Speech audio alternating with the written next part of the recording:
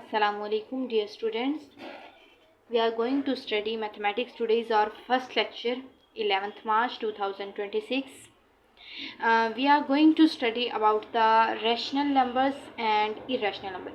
Basically our chapter name is real numbers. We are going to study unit number 1, that is about real numbers. So firstly we will discuss the definition of rational numbers and irrational numbers. Firstly we define rational numbers. Set of rational numbers, the numbers that can be written in the form of P by Q. It means the numbers that can be written in the fractional form and fraction of that form such that both numerator and denominator must belongs to integers. P and Q must be integers, and this symbol is for and Q is not equals to 0. It means denominator cannot be 0. Such numbers are known as rational numbers. There must be two conditions. One is that in fraction both numerator and denominator must be integer, and second one is that denominator can never be 0. Such numbers are called rational numbers, and set will be called set of rational numbers, and it is represented by Q. And the numbers that are not rational numbers, that cannot be expressed as quotient of integers, are called irrational numbers. They are represented by this symbol Q prime. And by combining both rational numbers and irrational numbers, we get real numbers, union of rational numbers and irrational numbers. So these are the real numbers, union of Q and Q prime. Okay, now terminating decimal numbers. In decimal forms we have two types of decimals, terminating and non-terminating.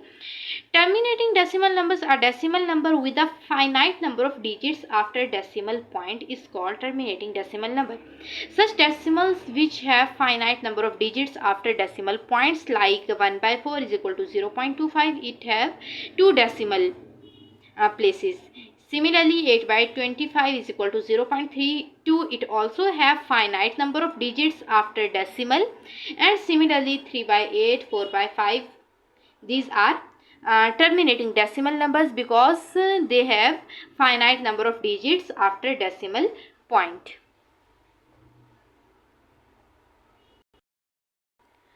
Now, second is non-terminating.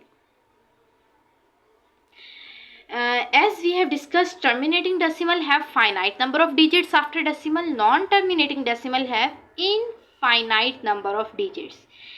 Non-terminating mean infinite, and recurring mean repeating. The word recurring mean repeating.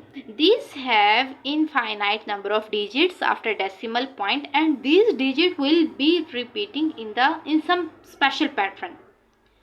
Like this, 1/3 is equal to 0.333. Here 3 is repeating. So this is non-terminating because it is not terminate at some point. It repeats continuously. 1/6 is equal to 0.1666. It does not terminate and continues 666. So 6 is repeating here. Similarly, 22/7 here is repeating 142857. Then again 142857, and continuously this block will repeat. So these are recurring because some fixed number or block of number is repeating here, and non-terminating because they don't have ending point. So this is the definition of non-terminating decimals. Non-terminating and recurring decimals with examples. And non-terminating and recurring decimal numbers are also called rational numbers. We have already discussed the definition of rational numbers. Now another definition of rational number that is much important. If in decimal form number is non-terminating and recurring, if these two conditions satisfy, non-terminate and recurring, then the number will be rational number. Otherwise it will be irrational number if it is non-recurring. Here is the decimal representation of irrational number. Decimal numbers that don't repeat a pattern of digit and continues. indefinitely without terminating. So the numbers that are non-terminating and non-repeating, non-terminating and non-repeating, non-wrapping. If these two conditions satisfy, then the number will be irrational numbers. Okay? For example, pi, its value is non-repeating and these dots are representing this is non-terminating. So it is an irrational number. Euler's number, this E is representing Euler's number. This is also non-terminating because here is dot dot and 71828. By observing this, we can see that there is no pattern is repeating here. Similarly, square root 2, it's also irrational number. This E is called Euler's number.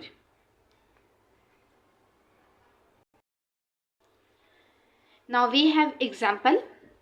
Identify the following decimal numbers as rational or irrational number. You have here 5 numbers and you have to identify here whether it's rational or irrational. So we check only one or two. 0.35. First one is 0.35. Now see it's terminating because it is ending at 5. So all terminating decimal numbers are rational. So it's a rational number. Similarly, 0.444, it's repeating. It's non-terminating but recurring. So it's also rational number with the help of this definition. Non-terminating but repeating. Similarly, you will complete this complete example 1. All these parts you have to identify whether it's rational or irrational. Now come towards exercise 1.1. We have to check question number 1 today only. Identify each of the following as rational or irrational, but you have to check whether it's rational or irrational. Now see, all the terminating are rational. It's terminating, so it's rational. It's by this sample, this bar is representing here, it's repeating. So repeating and non-terminating, so it's also rational.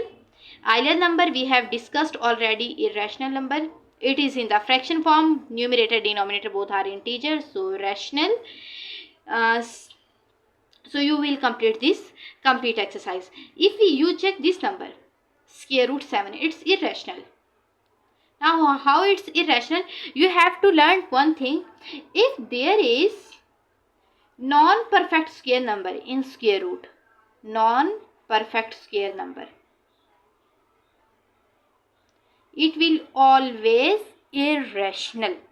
7 is not perfect square number, so its square root will become irrational number. Similarly, 11 is not perfect square, so its square root, by involving its square root, this complete will become irrational. And similarly, you will complete this exercise 1.1 question number 2.